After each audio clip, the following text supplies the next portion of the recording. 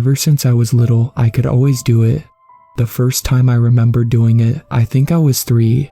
My mom literally caught me with my hand in the cookie jar. I saw her marching up with her scary angry mom face, and suddenly I stopped everything. Mom stood there, still with her angry face mid-stride and with her mouth open terrifyingly as she had been right in the middle of yelling something at me. Nothing moved, there was no sound other than the ringing in my ears, and I just knew I'd stopped it all. I felt it happening. I just sort of flexed something in my mind, and time just stops. Once I was sure I was safe, I quickly scarfed down my cookie and swallowed it up before putting on my most innocent face and letting time resume. You know I told you no. I swear, Mommy, I didn't take a cookie. I licked the crumbs from my lips as covertly as I could. Mom looked confused for a second as she looked me over. Oh, I'm sorry, I swore I saw a cookie in your hand. What are you doing near the cookie jar? I saw your hand on the lid. So I didn't completely escape that one, but I totally minimized the damage and got to eat a free cookie. That's sort of how I used it as I grew up. I learned pretty quickly that not everyone could stop the clock like I could. I also learned there are limits. When time is frozen, it's truly frozen. I can move about freely in a frozen world, but I can't move anything. People, objects, insects in flight, all of them are frozen in exactly the same spot as before, and no amount of force I exert can move them. I learned to be careful running around outside when I ran right into a bumblebee and knocked the wind right out of myself as it completely halted my excited sprinting. The next thing I learned was to wear thick shoes. When grass can't be moved, it becomes a field of spikes. I'm pretty sure I could stab myself with it if I tried hard enough. With a thick pair of shoes, I could carefully cross over well-manicured lawns. The more unruly ones I stayed away from. Here are exceptions, sort of. Like the cookie. I was holding it when I first stopped time, so I was able to carry it with me and eat. My own clothes move with me too. If I'd tried to grab another cookie, they would have been like statues, stuck to wherever they were. Other people's clothes are like that too, so I can't go undressing people while time is frozen. For some reason, bringing objects into frozen time doesn't apply to people I am touching. I can bring a cookie, but another person I'm touching just freezes up like everything else.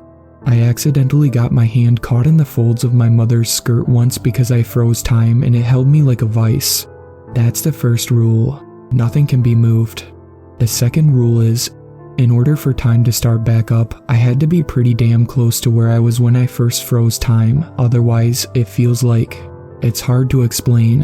You know those video glitches on streaming services where it hiccups and stops for a few seconds, but then it rushes to catch up and the last few seconds of footage sort of speed by?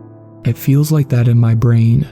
Like I'm desperately trying to push forward and catch up in my brain, but I literally can't until I'm back close to where I was when I started. I suppose I could also say it was like a skipping record, but I don't know how many people would get that these days. I don't have to be in the exact same position as I was at first, thankfully, just closer. My mom says I had a tendency to dash away and that I was weirdly fast at times. So other people might slightly notice some odd visuals as I stop and start, but since I'm close to my original spot, it's nothing they can't explain. I tried to show a friend once. I told him to watch an apple I was holding. I froze time and set it on the table, then started time again. He says to him, it just looked like I'd put it down really fast. So I tried again. This time I threw the apple in the air. Once it left my hand and rose an inch, it froze like the rest of the world. My friend just saw me toss the apple in the air. So I tried one more time. I picked up the apple, froze time, and tried to set it down on the other side of the room. But then I couldn't start time again. Objects like the apple had to be close to their original position too. Thankfully, I could still pick it up. I never did find a surefire way to convince people I could freeze time, not until I was older. Growing up with this ability, it was strange. I was a weird introvert already, and when you can stop time like a deity, you sort of develop a complex and further isolate yourself. I wasn't completely without friends, mind you. High school was hard. Puberty hit me like a freight train. Despite my parents being wonderful people who taught me about boundaries, respect, and consent, I made a conscious decision to ignore a lot of that in high school. You can think of me as an abuser, a deviant, a pervert, that's fine. I deserve it, I totally was. I consciously chose to find my way into women's spaces so I could ogle them while they were vulnerable. Locker rooms, bathrooms. My favorite was the changing rooms at the local pool. I can't open doors when time is frozen, but the showers at the pool were only covered by curtains. All I had to do was freeze time, slip in, and crawl under, and I could stare. For 2 years I acted like a cretin, but thought of myself as a god. At some point, it got old though. For starters, porn was way less work. For another, none of it was a real relationship, which was the other thing I desperately craved. I'd just as soon not mention any of my deviant behavior, but the thing is, I have to. I think that was the first time I saw it. One time, I got unreasonably angry at the most popular girl in school, head of the volleyball team and queen of our high school. She was pretty and she knew it. Lots of people hated her for it. She could be a little haughty at times, and I heard she could be really cruel to other girls, but looking back, I'm not sure where the vitriol came from. She made a harmless comment in class to something I'd suggested that wasn't really an insult, but I interpreted it as such anyway. I resolved to see her naked. In my mind, it was what she owed me for insulting me. I wanted to punish her for my own gratification. I waited till after volleyball practice was over. I waited until I heard the showers running, then I pulled open the door to the girls' locker room and froze time. I slipped inside and caught half the volleyball team in the showers. I was probably glowering like a demented little freak for a minute or two. Maybe I'd finally started to grow up, but as I stood there among my classmates, I came to a realization. They didn't look like the hot naked women in porn. They weren't posing for the camera. They were scrubbing their armpits, and many of them looked nervous and scared to be showering publicly, even if it was among their teammates. They were a bunch of people just like me. Not only that, they were my classmates. The spell was broken. I just felt like a dirty intruder, and that was suddenly a lot less exciting to me. I turned to leave, hoping to pretend this never happened, and that's when I saw a shadow on the wall. To this day, I have no clue whose shadow it was. It was frozen on the wall, like everything else, but I was transfixed by it. Who was casting this shadow? Why did it look so alien? I was utterly unnerved, so I hustled out of the showers, unfroze time, and ran home, scared, and feeling very, very dirty. Somehow, I shook off my terrible teens and became a more respectful person. Trust me, perverts out there. Women are so much more beautiful and sexy when they share themselves with you willingly because you formed a connection with them. I grew up, I got a job, I have a fiance now. It has been 10 years since I used my time freezing ability for anything nefarious. I'm ashamed of the choices I made then. I still use the power from time to time. It's pretty handy at the few jobs I've had. It's also great for introverted nerds like me. If I need to get away, I can just freeze everything and go sit and stare at the sky for a few hours in absolute silence. My fiance believes that I can freeze time now, and here's how. We devised a test we could do. She wrote things onto a post-it note and placed it face down on a glass table while keeping her eyes on me sitting across the room.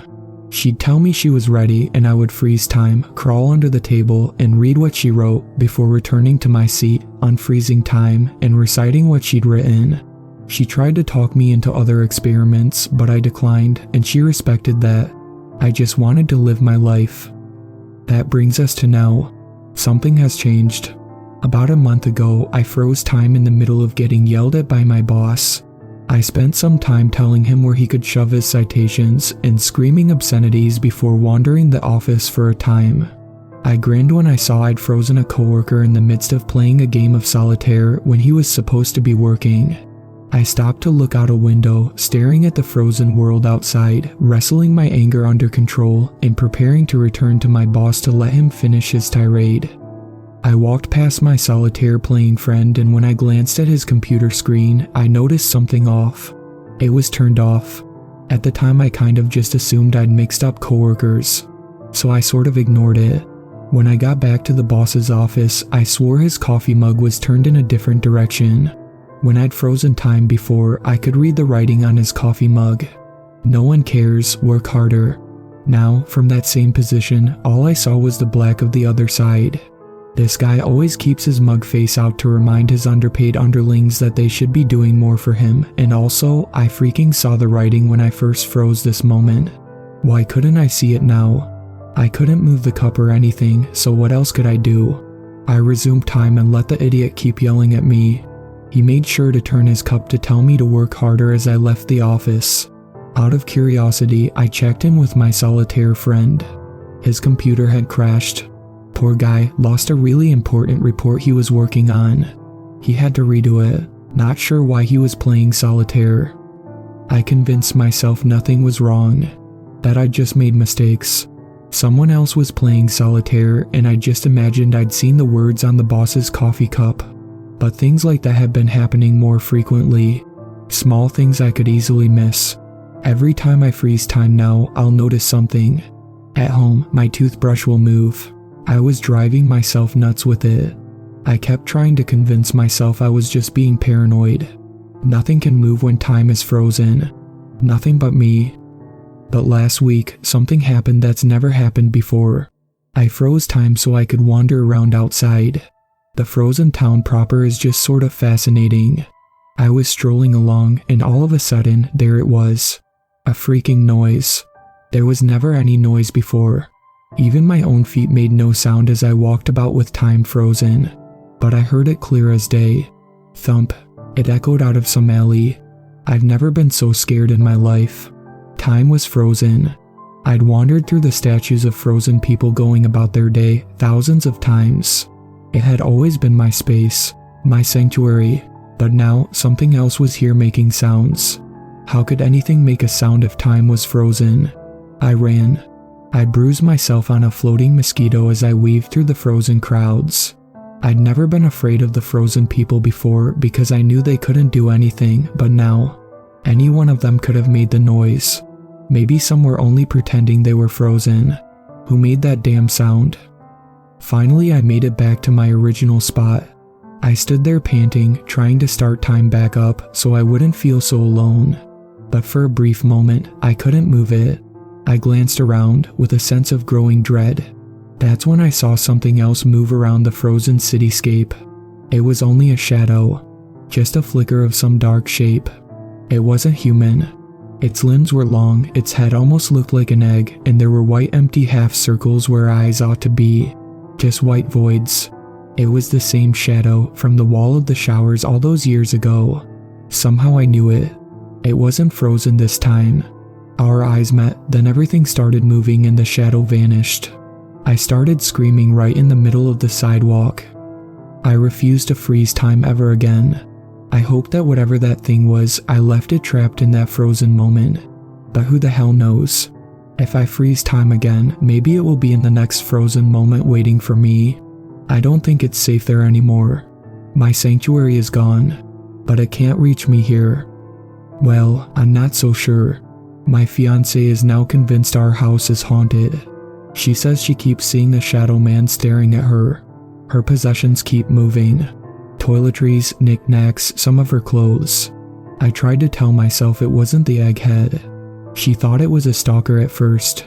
I rolled with that and started watching out for other clues. But then she saw the white eyes. She shrieked when it happened. She said she saw them at the foot of our bed. We spent the day distracting ourselves, then the evening brainstorming ideas. Eventually she left to take a shower while I looked for shadow figures online. Minutes after I heard the water shut off, I heard her scream. I froze time and ran to her. By some miracle she hadn't closed the door as she dressed herself after her shower, so I was able to run right into the room. There she was. She dropped her towel and was recoiling in terror. She stood there frozen, reeling away, about to fall backwards. I followed her gaze. There was the egghead shadow. It wasn't a shadow anymore. It stood there in the room. A living shadowy mass in a horrifically humanoid shape. Then it turned and looked at me with its empty white voids. It wasn't frozen. The next thing I knew, I couldn't move. I was as frozen as my fiance, but I was still aware. I could only watch helplessly as its shadowy limbs shuddered to life, and it skulked towards her. It walked behind her, out of my sight. I heard it rummaging around. A minute later I could move again. Time was still frozen. I scoured the house for that thing, but I could find no trace. What the hell had it done? I returned to the bathroom and stared helplessly at my fiancée. She was going to fall. She had slipped when she saw that thing. I moved towards where I saw the egghead, and that's where I found the pair of scissors. They sat right where the woman I lived was going to land. I tried to move them, but of course, I couldn't. I tried moving her, but I couldn't do that either. I spent hours just trying to do something to this frozen moment, so my fiancée wouldn't lose her life the second I started things up. I even tried taking off my shirt to put between her and the blade to minimize the damage, but I couldn't start time back up without my shirt. I felt so utterly helpless. With nothing else to do, I went back downstairs to restart time and sprinted up to the bedroom to aid my terrified fiancée. I already had emergency services on the way. I found her crying on the ground in an alarmingly large puddle of blood. She'd impaled her wrist on the scissors. She's in recovery now. I acted fast enough that they managed to save her. They closed the artery and she's receiving donor blood. That thing put the scissors there. I know it. It tried to kill her. It's been 3 days since then. In that time, 3 different people have died mysteriously in our town. Bizarre accidents. 1 in a million chances that people could die in such bizarre ways, but so far we've had 3. An older woman stumbled in such a way that she fell forward and the pens from a pencil cup went into her eye, straight through to her brain. A man stepped out of his pool and tripped over a misplaced pool float and landed on his fuse box in such a way that he'd been electrocuted. A teenage boy on a skateboard was thrown into the street when his board smacked into a toy on the sidewalk that nobody could identify. He'd been hit by a car. That all happened in the last 2 days. Maybe it's all coincidence, but I don't think so. I'm not sure what this thing is or where it came from, but it has control over time. More than I do even. And it seems to enjoy killing. I worry that I'm the one who called it here somehow. As far as I know, it's still out there. I'm going after it. I have to try and stop it. It might come back for the woman I love. It's more powerful than me, but maybe I just haven't figured out all I can do. I am sorry, Emily. I hope I'll be back soon. For anyone who hadn't heard, my fiancé claims he can freeze time and that some sort of monster appeared from one of his frozen moments. He's been missing for 3 weeks now. I've been trying to find him since I got out of the hospital. I guess he forgot that he gave me his Reddit password. I finally found his story in his farewell. His name is Sean. He is a really sweet guy. We were going to be married sometime next year. No idea if that's still happening. I didn't know what to think about the ability he had. On some level, I think I always thought it was some kind of magic trick he could do. It bothered me a little that he seemed to really believe in it though, but the thing was, I could never disprove it. I tried writing things on the other side of the house before asking him to go read them, and every time, he'd look at me, smile, and recite what I'd written word for word, like he was just pulling it out of my head. He even pointed out my spelling errors. If he really could freeze time, I have no idea what he's doing as a regular office worker. He works in accounting. If he could freeze time, shouldn't he be employed by the military as some sort of super spy? I don't know, I guess he'd rather use it to spy on girls. I was one of those volleyball players. He claimed it was because he didn't want to do that stuff, and I can respect that. He just wanted a normal life. He also said there were too many limitations. I've clung to the idea that whatever he was doing, it wasn't freezing time. That shouldn't be possible. I mean, if he did, how come he can move through air molecules? How can he breathe and process oxygen? The physics make no sense. It had to be some kind of magic trick, right? For a while it was just a quirk, but it started to get serious. First, he came home one day looking all kinds of flustered. He told me he saw something after he froze time. Something that moved. He said he started screaming in the middle of town. I actually got a text from a friend who saw it happen, asking if he was okay, so he definitely screamed in public. Then he told me all about the egghead shadow. I'm pretty good at reading people. He was legitimately scared of something. But what could he have possibly seen? If his powers were real, it's even scarier. What could possibly move between the frozen moments of one person and free-flowing time? Things went downhill after that, but you already know that. I started seeing the egghead. I never got a good look. It was always just a glimpse of an elongated limb in my periphery or a shadow flitting by a doorway, and it was all accompanied by a weird chill that would give me goosebumps and make me want to panic. Then things started moving. I'm telling you, I thought I was just in a typical ghost story at first, or maybe I had some creepy stalker moving my things when I wasn't looking. Then, one time, I swear a bottle of perfume I was looking directly at vanished before my eyes. It just blinked out of existence and left me wondering whether it had even been there in the first place. Sean said he couldn't move things like that, so was it his egghead? Then came that night. That night I truly saw the egghead for the first time. I saw it clearly, and it was even worse than Sean described. It was reaching for me with gangly limbs and elongated fingers. Those white voids where eyes would be seen to suck in the air around them, and there was a mouth. Just a little half-moon slit filled by the same white void as its eyes, which gave it a freaking frowny face. I screamed, fell, and almost died when I landed on a pair of scissors. Sean got me to the hospital.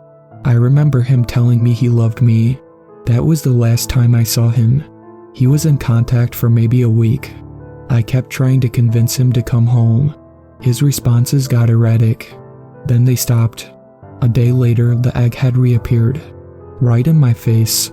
I stepped out of the shower and there it was. Its flesh was like a black void, but its eyes were like empty holes leading to pure whiteness. Just like Sean described, my body froze, but I was left aware as the thing took a wobbly step towards me. I couldn't move my eyes, I couldn't breathe, I couldn't do anything. Soon it was inches from me.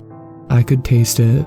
Since I couldn't breathe, I couldn't smell it or anything, but its rank, metallic, aura poured over me all the same and stained my immobile tongue. It tasted like death. I was forced to stare into its eyes. I saw something in them. Something in the endless white. I'm trying to think of the words to describe what I saw, but I can't. There was a sudden crash and whirl of noises. Suddenly I could move again. Just like the first time I fell on my butt. No scissors were there to stab me this time. When I finally got my bearings, I found the egghead gone and the house empty. I wanted answers. I found my way to his Reddit page and read his account. I have been looking into things since. The number of fatal accidents keeps increasing. Does that mean Sean failed? Time is still moving and bad things are still happening. I was going to wait and hope that he'd contact me again. The last text he sent me said I think I found it. Then nothing. I went to the police and filed a missing persons report and all. I've talked to his parents and friends. I had to tell them I didn't know what he's doing, which wasn't a lie, but I still omitted the part about the time-freezing shadow. I can't stay quiet now though. Something is happening to me and it's growing in intensity. It started as a headache. I figured it was just stress. I mean, I almost died and my fiance vanished soon after. My friends all think he stabbed me himself and I'm covering for him. That really sucks. So of course I'm stressed. I wasn't particularly surprised when I felt it the first time. It was almost like a scratching sensation. One happening inside my skull. It both was and wasn't physical. I almost felt like I could hear it for a few seconds. It sounded like rusty metal being dragged against more rusty metal, but maybe with a dash of something organic. A sort of wet squelch. It lasted maybe 5 seconds, and then my head started to throb. Like I said, I thought it was just a headache and ignored it. But it keeps happening. It almost seems to happen at random times. I haven't figured out a pattern yet. I will just be staring into space, and then all of a sudden I feel this scratching and my head throbs. I didn't think it was anything but stress until it happened while I was moving. I've never felt anything like it. Along with the headache and the scratching, it felt like I'd entered a cloud of molasses. I could barely move. And as I did move, it was way slower than it should have been. That was when I started to suspect it had something to do with Sean and that thing. I have no idea how. It makes no logical sense. Is time breaking down around me? Why do I even feel anything? If time stopped, why would I even be aware? As far as I can tell, time is just moving forward normally. I still don't know. It keeps happening. The last time it happened, my nose started bleeding. It's been 2 days. He's gone. I was in a frozen moment at some point. I was typing and my computer keys just stopped working. They suddenly felt as solid as steel and wouldn't move no matter how I pushed. I looked around and everything was frozen. It's just like Sean described, everything is frozen in place. It was raining outside. The droplets were like little cold glass roadblocks. I couldn't move them, so I was trapped in the house. And that thing was there. It looked different. It wasn't as elongated, and I swear it was trying to talk to me, but it sounded like its voice was a million miles away, or maybe a few moments in the past or future. It didn't seem malevolent. Its white eyes were wide circles. For a time, it looked like it was mimicking the motions of writing something on a piece of paper. When it tried to touch me, I swear something in the universe just broke. I'm back in the hospital. When that thing touched me, I was wrenched back to my original spot at my computer so fast and violently I now have a concussion because I think my brain bounced around in my skull. Somehow, nothing else is physically wrong with me. I feel like the force should have ripped my limbs off. I only have a theory on what happened. I don't think that egghead was the same one I saw before. I think this one was Sean, and I think he was trying to communicate. It's possible he's been trying for a while, and that's what that scratching sensation was. I guess he figured out how to do different things with his ability. Maybe he could even pass forward or backward in time, but I think it took a physical toll on him. I think that's why he looked like an egghead. I don't know why he looked like a living shadow, but maybe he smeared himself across time. Maybe the other egghead was someone else who tried to meddle even more. I haven't seen anything strange since I was frozen. There was, however, one more incident. Sean and an unknown man were found dead in a local warehouse. Cause of death is unknown. Both bore strange burns on their bodies that nobody could identify. The police think they found a genetic link between the unknown man and someone else. That person is only 14 right now, but they've already got a rap sheet. I went to identify Sean's body. It was definitely him. He looks older than I remember. I don't know if that has something to do with his powers or not. He did have a beard that looked way thicker than 3 weeks worth. My fiance is gone. I think the threat is too. Are there more? How far do their powers go? I'm scared. I wish Sean was here. Update. I know I haven't posted yet, but I found something. Sean left one last message. I'm not sure how. It was sitting on a table when I got home from the hospital. It was where that shadow looked like it was writing something. I have it typed out. Here it is. Dear Emily, I don't know why I can do the things I do. I figured I was just a mutant or some shit. But I am not the only one. The first one I saw came from the future. It learned how to turn back time, and it's wreaking havoc. Every time it moves something that shouldn't move, I feel it. It sounds like massive metal slabs grinding against each other. Every time someone dies, it becomes a cacophony. Whatever it's doing, something is breaking. I've figured out how to do new things. It hurts. The only thing that doesn't hurt is what I used to do, where I'd just move around in a frozen moment. Anything else feels like it's stretching me. I think I understand now. It is stretching me. It's making me exist in multiple moments at once in the same universe. That's not supposed to be possible. That's why my skin is fading. That's why when I look into my reflection's eyes, I see those white voids. The other egghead was hiding in a single moment, but then it came after you. I chased it away, but I was following in that moment for what felt like years. I think he was toying with me. After all that time, the grating sound barely phases me, but I feel the effects getting worse. I finally figured out how to fight it, and I think I have it cornered.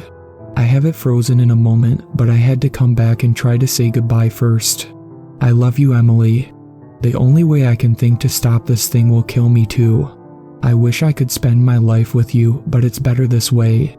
The fewer of us time manipulators there are, the better. I know that sounds like bullshit, but please understand, I've seen the void beyond the egghead's eyes. It leads somewhere outside of time as we know it, outside our universe. I've seen the things there that want to get in. I hear them talking to me, trying to get me to meddle with time even more. I won't do it. I'm sorry, Emily. I'm so sorry. Also, I'm sorry if I scared you. I am an egghead now too. Live your best life, and don't forget me. Yours forever, Sean. I won't forget you, you fucking idiot. I hate you. I hate you for disappearing. I love you. Rest in peace.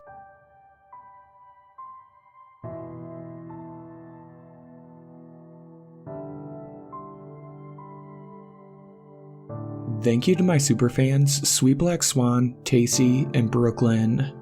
I really appreciate you guys supporting my channel, and I look forward to making more content for everyone.